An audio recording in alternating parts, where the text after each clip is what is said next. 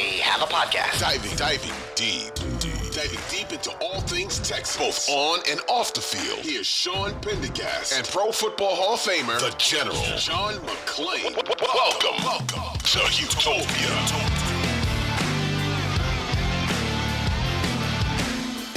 Hey everybody, welcome in. It is the Houtopia Football Podcast on a Thursday, a preview edition. We're week 14. I can't believe we're 14 weeks into the 2023 journey, but here we are, and the Texans sitting at 7-5, tied with three other teams in the wild card race in the AFC. One of those teams is not their opponent. The New York Jets are very much out of it right now. They're 4-8 on the season, but that is the opponent on Sunday in New York. For the first time in about a month, the Texans will be hitting the road for an NFL football game, and we'll preview it in this episode. Welcome in. I am Sean Pendergast, one half of Payne and Pendergast, Sports Radio 610, 6 a.m. to 10 a.m. mornings. And I'm joined, as always, by my good friend, the Hall of Famer, and our senior columnist at sportsradio610.com, live from his dining room, John McClain. And John, you and I were just talking before we went on air.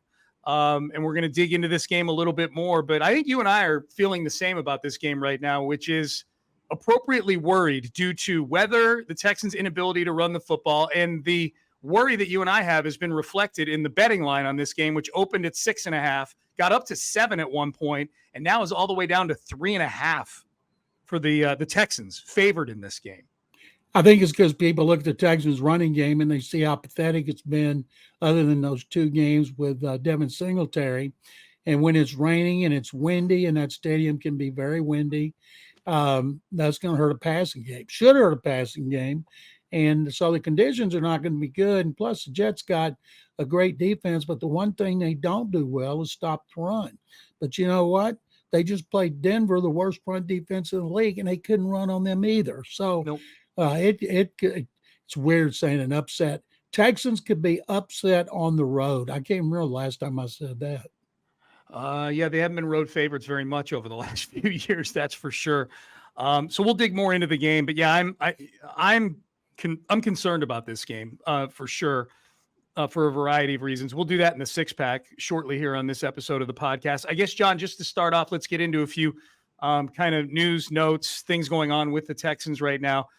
Good news, Derek Stingley Jr., the fourth Houston Texan, right there we go, to win Player of the Week award. Derek Stingley Jr., AFC Defensive Player of the Week on the heels of his 2-interception performance against the Denver Broncos on Sunday. Both interceptions came in the second half. I thought both came at huge junctures in the game, with the Broncos looking to take the lead. It was a one-score game in both instances, 16-10 when he intercepted his first pass, and then when he made the interception that's getting replayed all over the place, the one where he closed all that ground on Cortland Sutton and made that lunging interception on a deep ball.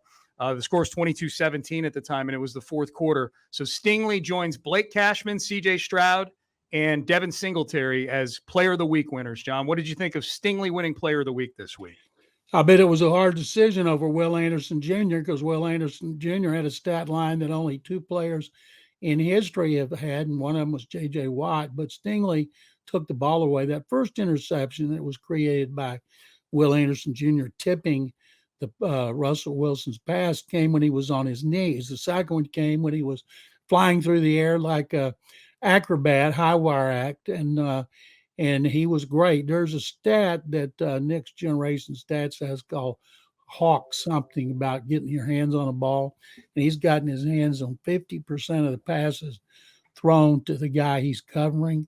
And this game with Sauce Gardner, who last year, while Stingley was languishing on the bench with a hamstring injury for the last 9 games, Sauce Gardner got all kinds of attention, was voted National Football League Defensive Rookie of the Year. Even though they're not on the same side of the ball and won't be going against each other, it's still going to see interesting to watch and see which one of those guys has the best game. And even though Stingley will never say it, you know it means a lot to him. It would have been interesting if Tank Dell were out there to see how they would have used Sauce Gardner. I think now it's pretty evident, like Sauce Gardner is probably going to be on Nico Collins for this game, I would guess. I haven't watched every snap of Jets football this year to know what else is in the secondary, other than to know that Sauce Gardner is their best player in that secondary. So that would have been interesting to see how Sauce would have been deployed if you have what essentially are the two number one wide receivers for the Texans, Tank Dell and Nico Collins. Instead, I think he's probably going to follow Nico Collins around. Well, I'm curious, does he follow the top receiver everywhere, or does he stay on sides? That's a good question. I'm not sure. A lot of these great corners don't follow them all over the field early in their career, and Tank would have made a difference. But if indeed he stays on his side, then I would put Nico Collins on the other side, but he's going to get double that way. Nico's going to get a lot more attention, but you want to be recognized as a great receiver, you got to put up with it like Andre Johnson did in his career and DeAndre Hopkins did in his career. So I can't wait to see the connection that C.J. Stroud and Nico Collins have at MetLife Stadium. Agree with you. So congrats to Derek Stingley Jr. As far as the injury report goes, John, and we'll see another one later today on Thursday, but the first injury report, I wasn't super shocked or alarmed by anybody that wasn't practicing. It's just a lot of it's several guys who don't practice on Wednesdays. Probably the most noteworthy thing on the injury report is that Dalton Schultz was limited and did practice yesterday with a hamstring injury. As you pointed out, hamstrings usually feel like multiple week things, but if Dalton Schultz is practicing this week, limited, I would guess he's going to be limited each day and then maybe listed as questionable at the end of the week with a hamstring. But it looks like he might play if he's practicing early in the week here. If he could, that would give him a kind of a two-headed monster at tight end because Brevin Jordan showed what he was capable of against the Broncos while Schultz was out. But, man, he would make a big difference. It's still amazing to me that Stroud had the kind of game he had without Tank Dell, Dalton Schultz, Robert Woods, and Noah Brown catching a pass. Yeah, it was a heavy dosage of Nico, and protecting the football, obviously, too, was a big deal in that game. You don't throw any picks. He was lucky enough to have Dario Gumbawale fall on the one fumble that he had, so that was good, too. John, the other thing injury report-wise who's not on the injury report because he's still on injured reserve is Kaimi Fairbairn, who the rumor mill last week had suggested that this would be the last we'd see of Matt Amendola, and Kaimi, the Texans would use their final return from IR that they have available to them. You get 8 for the whole season. They've used 7 of them so far. They would use the 8th one on Kaimi Fairbairn. They still could, I suppose, but there's been no news with Kaimi Fairbairn that I've seen this week. I looked at the Texans website this morning before you and I started recording. He's still listed on their website as being on IR. Do you have any expectations here as to when or if we're going to see Kaimi Fairbairn this weekend possibly? Yeah, we're not going to see him in this game. He'd have to be out there practicing because when you've missed as much time as he has, and everything is so delicate with the operation of kicking, he would have to be out there. So, no, I don't expect him back. Amendola had 3 field goals in a victory over Denver. I think they're comfortable with him, even though he missed from 50 and 58 yards in the previous loss to Jacksonville. But Fairbairn's got to be 100%. We're not talking about a hamstring or calf or anything like that. We're talking about a quad on the front of his leg. And I can't wait till he comes back and we can ask him, how the heck did you get hurt on a 50-yard field goal when you're high-fiving everybody walking off the field? But maybe they'll have him next week. They need him. They're on the road. He's a really good kicker. He was having a tremendous season. And they need him back sooner rather than later. That's for sure. Well, John, it looked like on that, to go back to the game he got hurt, whenever that was, it looked like the following kickoff is when he got hurt. Because you could see, if you saw the all-22 view of it, he kicked off and then he didn't even run down the field. He immediately started looking at the ground like something. That's it. That's it on the kickoff. I think that's what happened. Yeah. So I think it happened on the kickoff. All right. So that's our news and notes, front page news for the Texans this week. And they've been getting a lot of attention. Yeah. One other thing I wanted, as someone who was heavily involved in the 50th anniversary of the Lombardi Award, thank Will Anderson Jr., who won it last year. And it's weird. After he won it, I was on the head table to make a presentation, and I went over to him and I interviewed him about Bryce Young because I thought Bryce Young was going to end up in Houston. And he was great talking about Bryce, but he came last night. He announced the winner, Liaku Latu, defensive end from UCLA, and it was a great event. So everybody was fired up. Will got a standing ovation, of course, when he came out because people are so appreciative of what the Texans are doing, and especially what Will Anderson is doing. And now I notice he's in second, and he's closing on Jalen Carter. If he has a game in MetLife Stadium, Sean, and you know this because you're from up there, that if he has that kind of game, then he's going to get a lot of attention from a lot of voters in the New York, New Jersey area. Be the best thing that could happen to him. By the way, Joe Alt said, "Thank you for being a fan." Did he? Thank you, John. I appreciate you. He did. When I asked, when I meant to get a video, and because I hosted a luncheon on Wednesday where I spent 30 minutes interviewing the 4 candidates for a group of sponsors, and they were a lot of fun. And I meant to get an interview with him saying, "Hey, Sean, thank you for being a fan." And I just forgot. That's funny. Yeah, he said it. Well, Nick Casario knows how I feel about Joe Alt, just so you know. That's my annual tradition now. I was texting with Nick within the last couple of weeks, and I warned him that I've been formulating my Notre Dame big board. It was Kyle Hamilton 2 years ago. I forget who it was last year. It was Kyle Hamilton in the Kenyon Green year, and I can't remember who it was last year for Notre Dame. But Joe Alt, yeah, he's going to be a high pick. He won't be there when the Cleveland Browns first-round pick that the Texans have. He'll be the second offensive tackle taken, and whenever somebody needs a second tackle, he's gone. Yep, absolutely. All right, John. So let's get to our pregame six-pack here. We've sifted through some of the Texans news, and the six-pack we do to preview the game. Of course, it's the Jets and the Texans in New York on Sunday. The Texans sit right now as a 3.5-point favorite, opened as a 6.5-point favorite. So a lot of money, a lot of action has come in on the New York Jets over the weekend, who announced that Zach Wilson will indeed be their starting quarterback amidst all sorts of drama and controversy over whether or not Zach Wilson even wanted to be the starting quarterback for the Jets. Aaron Rodgers torching the team, Robert Saleh fielding all kinds of questions. In that respect, John, the Texans are catching the Jets at a pretty good time, just in terms of all the turbulence behind the scenes with the Jets. Not that they're a great football team and you need that turbulence to beat them, but I'd rather have it than not have it. So let's get into the six-pack here, John. And as always, 6 players, coaches, storylines, whatever, that are going to affect the outcome of this game, and then we'll give our predictions at the end of this. John, you are up first. Thank you, Sean. Never has the Texans' offensive line been under more pressure than it will be for this game.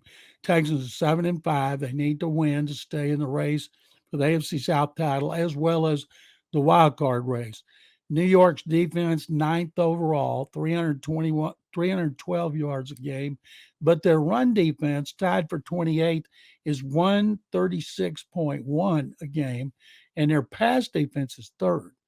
They only given up 176.6 yards a game. And, of course, the Texans are second in passing, 275.2. But it says here, if they can't run, they just went up against the 32nd run defense.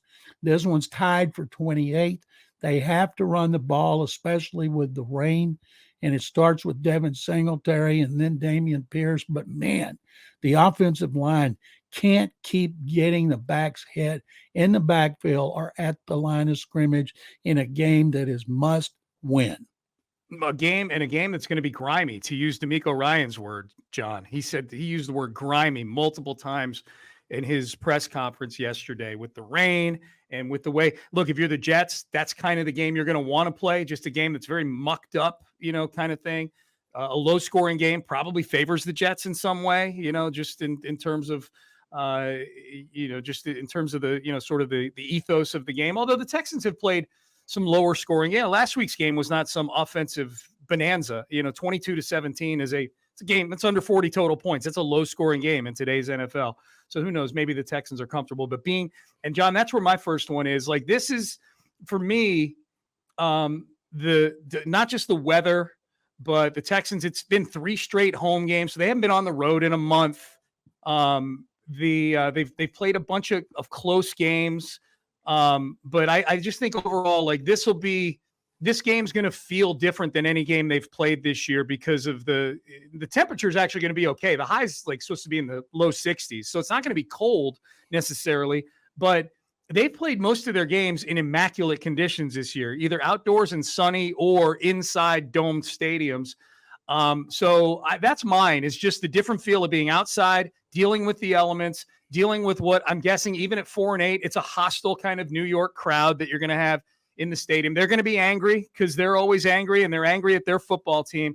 So how the Texans react to being a favorite on the road in elements that they haven't had to deal with all year and being on the road for the first time in a month, I think this will be a real test of the maturity of this young football team. So that's my first one. Great point. They've passed a lot of tests so far. They're 5-3 during this 8-game stretch in which every game's been decided in the last 30 seconds, and they haven't had one decided by more than 7 points. My second one, Sean, is going to be kind of a combination of Derek Stingley Jr., Steven Nelson, maybe Jimmy Ward or Jalen Petrie. The fact is, the Jets have scored 2 offensive touchdowns in 5 games.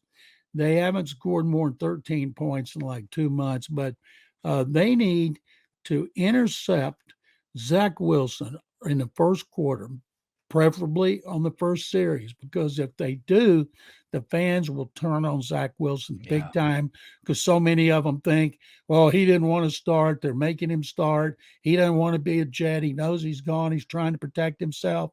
And if they intercept him early, those fans will kill Zach Wilson and they will stay on him. The last thing they can afford with that defense is have him take them down the field to a touchdown. Yeah, John, the part I love about your take is the early part of it. Doing it early and taking the crowd out of the game, getting the crowd to turn on the Jets.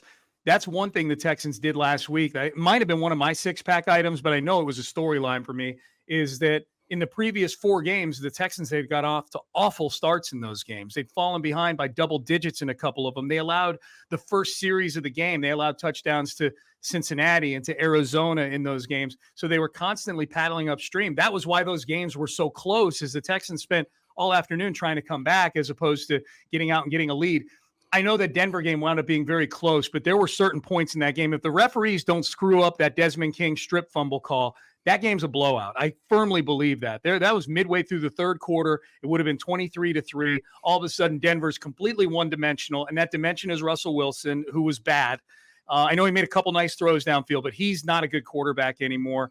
So I like that angle of them getting off to a fast start in this game. They need to get off to a fast start. And I can't wait to see, I'm anxious to watch Stingley go against Garrett Wilson in this game. Former teammate of C.J. Stroud's. I wonder if Stingley is pumping Stroud for maybe some information on Wilson, just tendencies, things that he doesn't like, things that you can do to get under his skin, whatever the case may be.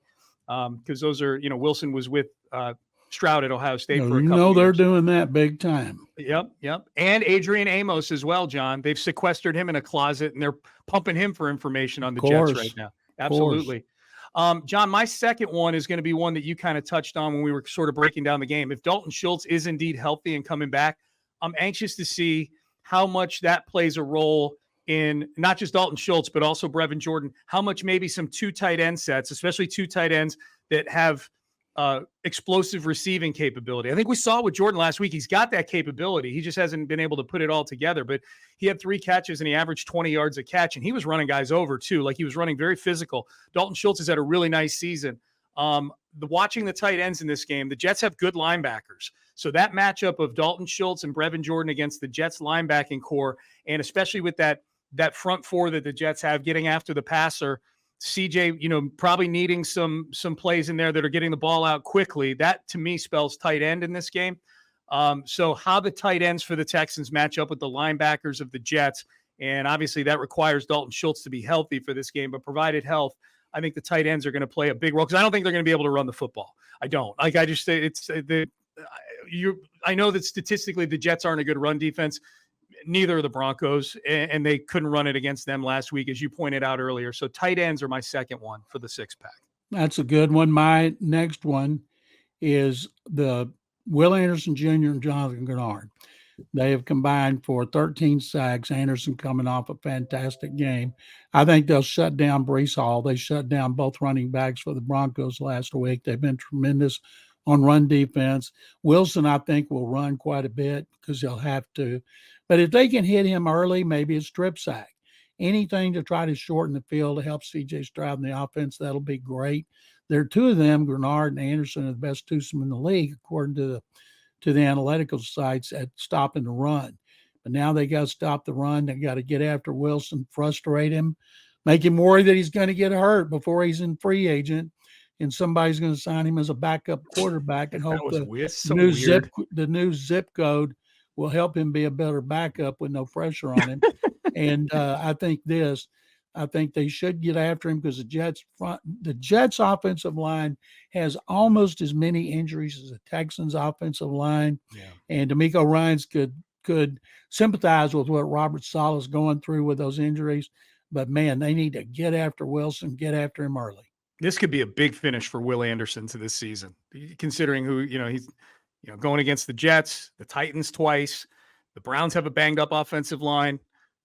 This could be a really nice finish. And as we're going to talk about in Forrreal and Fugazi, Will Anderson has seriously closed the gap on Jalen Carter for Defensive Rookie of the Year. So we'll talk about that in just a minute. My last one, John, especially if Kaimi Fairbairn's not kicking, Matt Amendola. All these games have come down to the last 30 seconds. Why not this one come down to the last 30 seconds? So if it does, and it comes down to a kick, we're talking about now not kicking in the cozy confines of 72-degree air-conditioned NRG Stadium. We're talking about kicking on the road, which he did in Cincinnati, and to his credit, made a game-winning field goal.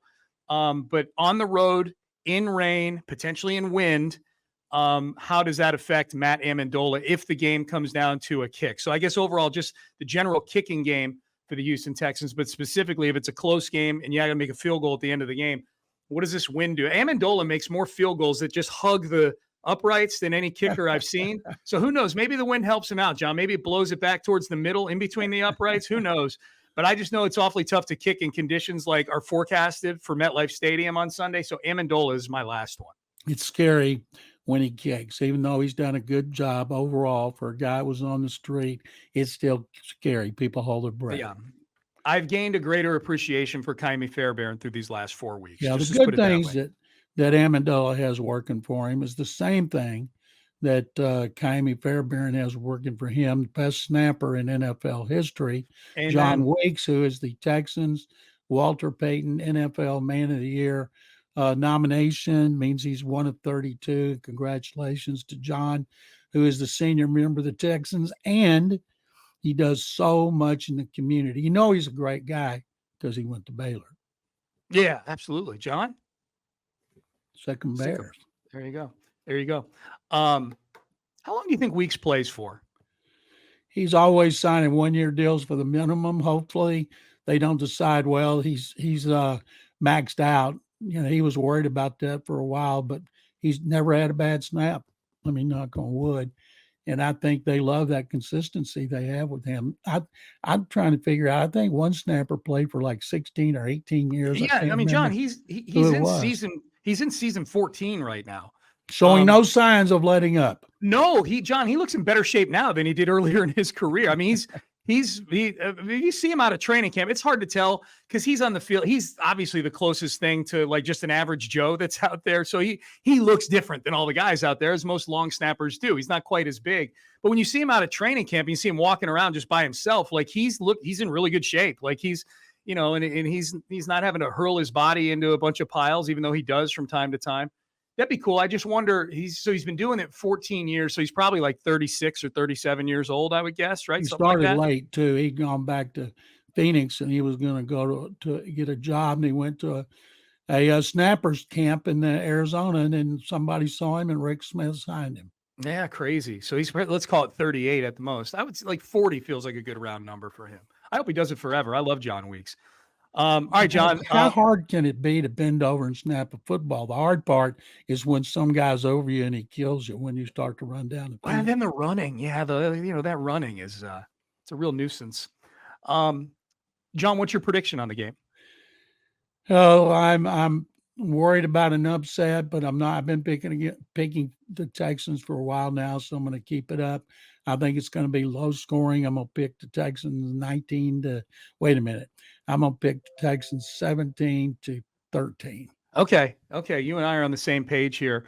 The bottom line for me in this game, the biggest mismatch in this game is D'Amico Ryans, the de facto defensive coordinator for the Texans, against Nathaniel Hackett, the offensive coordinator for the New York Jets. I cannot envision a world in which, with Zach Wilson at quarterback and Nathaniel Hackett pushing the buttons, which is basically like having a drunk monkey just hitting buttons like this. I cannot envision a world in which Nathaniel Hackett knocks off D'Amico Ryans. 17-9 will be the final score of this football game. 17-9 Texans. I don't think it's going to be an offensive explosion by any means. Yeah. That's right. Drunk monkey. Boy, if they lose that game, I'm going to kill them, and I'm going to point that out. How in the world could you lose to Nathaniel Hackett and Zach Wilson? We had people point out when I brought that point up on Payne and Pendergast today. Hey guys, they did lose to Nathaniel Hackett as a head coach last year in Denver, which is true, but that was week 2 of Lovie Smith and Davis Mills, and Pep Hamilton. Yeah. Oh, and Rex bleeping Burkhead. Do you know the Jets? Remember, they beat the Eagles this season. They did. Absolutely. They beat the Bills week 1 when Rodgers got knocked out in the 4th play of the game. They still beat the Bills in that game, John, in the season opener. So they've won a couple games. That was a long time ago, but they've won a few games. All right, John, you ready for some Forrreal or Fugazis? Let's do it. All right. Every Thursday episode, I read several sentences to John. If he agrees with the sentiment expressed in those sentences, he says, that is for real, and then explains why. If he disagrees and he thinks that the sentence is silly, I'm off my rocker, it's just purely false, counterfeit, he says, Fugazi. It's Italian for fake, counterfeit, or Sean is a moron.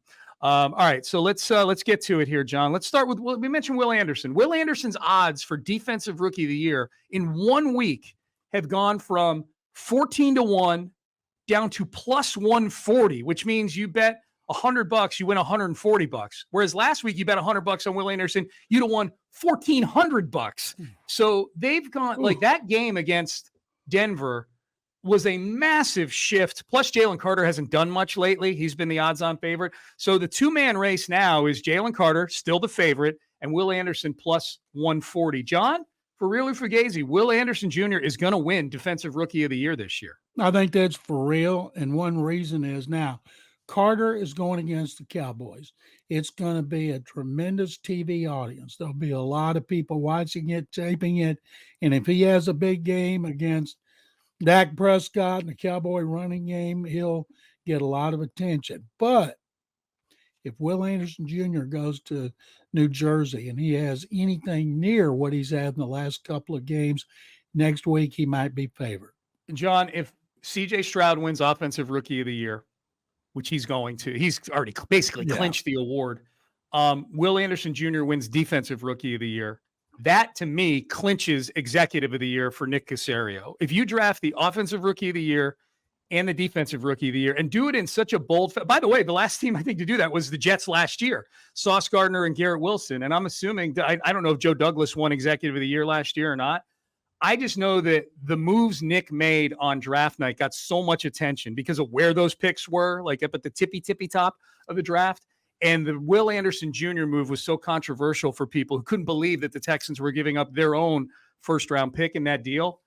That, John, that because a quarterback is involved and an edge rusher is involved, that goes down as one of, if not the most transformative days in the history of any franchise in the NFL, where you drafted the offensive and defensive rookies of the year at quarterback and edge rusher. And by the way, the quarterback wasn't just offensive rookie of the year.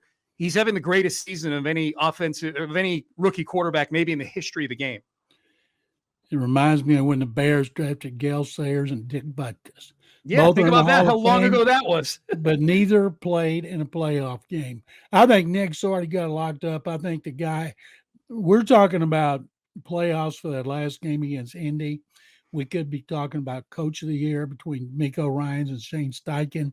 Could be talking about Executive of the Year between Nick Caserio and Chris Ballard, because he signed Gardner Minshew. He got Zach Moss. He made a lot of good moves. So that game's going to be big for the playoffs, and it could be big for awards as well. All right. Our producer, James, tells us in the chat that Brandon Beane, the Bills general manager, won Executive of the Year last year, and that he thinks that Joe Douglas finished second. So there you go. I think Nick clinches it. If you got the offensive and defensive rookie of the year, the way they went up and did that, and one of them's a quarterback, you're Executive of the Year, in my opinion. Yeah, I'm worried that though, if they lose to the Colts and they don't make the playoffs, then everybody will be pushing Steichen. I've already heard a lot of people talking about Steichen, even though they've beaten bad teams to get to this point. But that last game is going to be big. But they got to keep winning to make it big. Yep, no doubt. All right, John, let's keep it moving. The Texans play the Jets this week, and we know there's all sorts of drama swirling around the Jets quarterback position, and clearly some people inside the building are saying things to reporters, including Diana Rossini of The Athletic, about Zach Wilson and his stance on whether or not he even wants to be a Jet anymore. Who is leaking this? Aaron Rodgers went on the Pat McAfee show and talked about all the chicken bleep going on behind the scenes with the New York Jets. John, Forrreal or Fugazi, Aaron Rodgers is actually the mole that's leaking things to the media about Zach Wilson. Fugazi. I heard Rich Zamini, who's covered him forever on NFL radio, say it wasn't it. Wilson went to Saleh and said, I don't want to play. He said he probably was talking to a player or a position coach about what's in store for the rest of the year in the off season. And then it got out somehow. And it is terrible. It's made him look horrible. And he can't get out of there soon enough. It's amazing when you think Zach Wilson, like C.J. Stroud, was the second overall pick in the draft. Yep, it's incredible. I think it works both ways too, John. It's not only for teams about what year you get that second pick and make sure the quarterback's there. I think it works both ways. Having read the article in The Athletic yesterday that Rossini and Joe Person collaborated on to talk about all the dysfunction behind the scenes in Carolina with Bryce Young, you read that article. And granted, it's 20 people inside the building that are probably dishing with their own agendas in mind to paint this picture of dysfunction, largely due to Dave Tepper at the very top of the food chain, the owner. But I think it works the same way for quarterbacks. Like C.J. Stroud is so lucky he didn't go first overall to Carolina, that he did come here to Houston, where the McNairs finally got it right, with who should be the chain of command here, with Nick as the GM and D'Amico as the coach, and let D'Amico go assemble his staff, and that Nick let D'Amico go assemble his staff, and that they seem to be collaborating very, very well. You just listen to CJ talk about the relationship he has with Bobby Slowick, and I read that article about Carolina and Bryce Young and just how disjointed and how many different agendas and backstabbing were going on, even within the coaching staff. And if I'm Bryce Young, I'm going, God, I wish I had just fallen to number 2 in the draft and I'd be playing over there. And I don't think he'd be CJ Stroud, but he would be a much better player playing here for Bobby Slowick and D'Amico Ryans than the garbage that's going on in Carolina right now. Yeah, and CJ wouldn't be nearly as good playing for the Panthers. Correct. Without talent and with that kind of backstabbing coaches helping him in his first season as quarterback. Yep, absolutely. All right, let's keep the thing going here. Forrreal or Fugazi. John, tonight the Pittsburgh Steelers host the New England Patriots in a game where the betting total on the points for this game between the two teams, I've never seen this before, 29.5 on an NFL game tonight. I've never seen an NFL game under 30. I hadn't seen a college game under 30 until Kirk Ferentz started doing his stuff this year that he's been doing in Iowa. The betting total is 29.5. The Steelers already fired their offensive coordinator this year. The offensive coordinator for the Patriots is one William O'Brien. John, Forrreal or Fugazi, Bill O'Brien's next move is back to college. I think that's for real. They brought him in there to fix Mac Jones. He hadn't been able to do it. Jones has been even worse. There were people saying he might replace Bill Belichick, which was never an option. But it's a bad situation. He goes Bryce Young 2 years. Bryce Young looked great. Maybe the Panthers will hire OB as the offensive coordinator for Bryce Young. What do you think about that? John, Bryce Young had his most successful season as a football player with Bill O'Brien as his offensive, won the damn Heisman. Yep. Yeah. It makes sense. The way they operate over there, you never know. Tepper might make them do it. Oh my God, dude, that would be so delightful. Dropping O'Brien into that environment that I was reading about on The Athletic yesterday with that guy as the owner. Good luck. That'd be a whole lot of fun.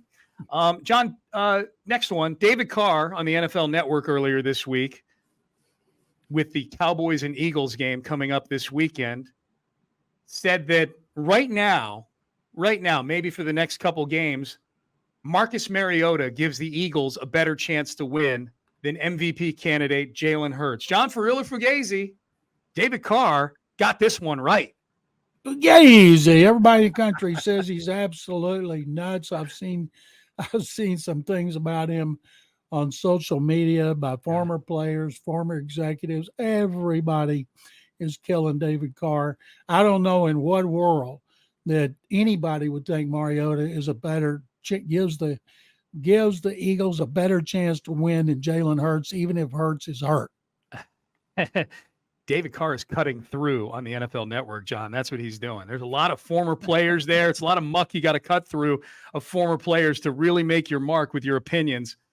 David Carr did that yesterday. The only one I saw of former players, Vontae Leach retweeted the video of it and was like, bro, you couldn't even remember the plays when I was your teammate in 2006. This is the most attention he's got since he set the NFL record getting sacked. Yep, absolutely. Times. Absolutely. All right, John, a few more non-Texans, non-football.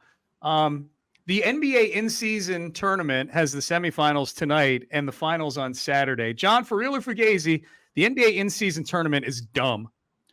I agree. I think it is. Now, a lot of people may like it. I just haven't latched on to it. You know, the courts look like they're better suited for ice capades, but, you know, I'm just an old fogey who likes tradition, but I don't like it when soccer takes players off to have tournaments in the middle of the season.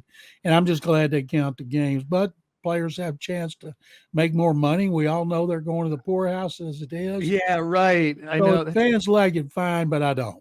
Well, the idea is I actually, Sean Bajani and I talked about this when he was substituting for Seth last week one day.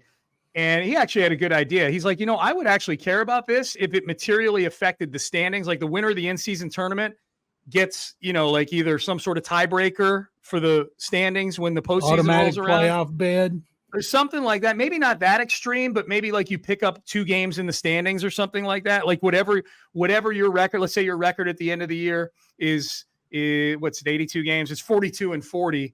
Really, you get treated like your record was 44-40 or something like that. You know, like some sort of bonus couple of wins in the standings. I would be into that. Or if they started letting, the winning team, their season ticket holders get a 10% discount on their season tickets or something. Like, I could care less that any of the Rockets would be making another $500,000. That doesn't affect me at all. But if there was something that affected either the regular season or the postseason and so the real postseason in some way, or affected me monetarily, well, then I'm in. I'm all for it. I think some teams are so bad they shouldn't have been allowed in the tournament. Like Detroit's lost 18 or 17 in a row. Yeah. And I know the Spurs are awful despite Victor Wembanyama and people want to see them. But to me, get them out of there. Let's just see the good teams. Yeah, I'm glad you listed those 2 teams because, like you mentioned, they had the Pistons drafted Cade Cunningham, number 1 overall, a couple years ago in the Jalen Green draft. Wemby was the huge news. Big credit to Ime Udoka. I know they haven't won a road game yet this year. They're 9-1 at home, 0-8 on the road. Baby steps, I suppose. But that the Rockets, that Ime Udoka has gotten the Rockets out of that rut of young teams that just never learn how to win at all. You know, that they're winning only at home right now. I'll take it because they weren't winning anywhere the last 3 years. I think every fan would take a 500 record, go ahead and win every home game, lose all the road games. 100%. That lands you probably in that little play-in tournament that you got at the end of the season, that 7 through 10 thing. That's a tournament I'm okay with, the little play-in thing. I kind of like that. I'm down with that. All right, John, 2 more. Let's see. Martin Maldonado. He's gone now. The Astros signed Victor Caterini, a backup catcher. So that the writing now on the wall, Martin Maldonado will be gone. Several of his teammates posting tributes to him on social media over the last couple of days. Very touching stuff. The fans not quite as emotionally moved in that sort of way about Martin Maldonado. A lot of Astro fans saying, don't let the door hit you where the good Lord split you on his way out here. John, Forrreal or Fugazi, Martin Maldonado's unfair treatment by Astro fans is Dusty Baker's fault. Yeah, for playing him, I agree. Yes. And, one of the things I saw was very interesting. You know, I had heard that Maldi won a 1-year contract, come back as a backup and a mentor. Chandler Rome wrote that they were worried that if you got him here, Fromber and Verlander, those pitchers would just insist on him catching them, and that's not what they want to do. And that's why they got the guy from Milwaukee. They say he's a switch hitter. He's played some other positions. I don't want him to play other positions. I want him to play catcher behind Diaz, be a mentor to him and help Diaz take that next step. And boy, the biggest thing Joe Espada's got to do, and the pitching coaches, because I saw the statistical breakdown, they were among the worst in the league at getting the ball to home plate quicker so the catchers could throw people out. They were terrible at holding runners, and that's the biggest area improvement. One of the biggest areas improvement this staff has got to make under Espada. Yeah, I agree with that. I totally believe that sentiment. That's one of the things I was saying when it was intimated that Martin could come back. I'm like, no, you got to make a clean cut because you got pitchers. It's going to turn into a thing. That was one of the biggest storylines with this team last year and with Dusty last year was just how Yainer Diaz was misused and Martin Maldonado was trotted out there seemingly every game, even though all of his skills had diminished. Hitting, catching, throwing runners out, all those things had diminished. So I wholeheartedly agree with that. John, it would be like you get a divorce and your wife is still living in the apartment above the garage or something like that. You know what I mean? Like, no, you need to move to another state. Okay. All right. Last one, John. Taylor Swift was named the most intriguing person of 2023 by People Magazine. If they did the same list for sports, People Magazine, if People Magazine did the same list for sports, the most intriguing person of 2023 would be Coach Prime.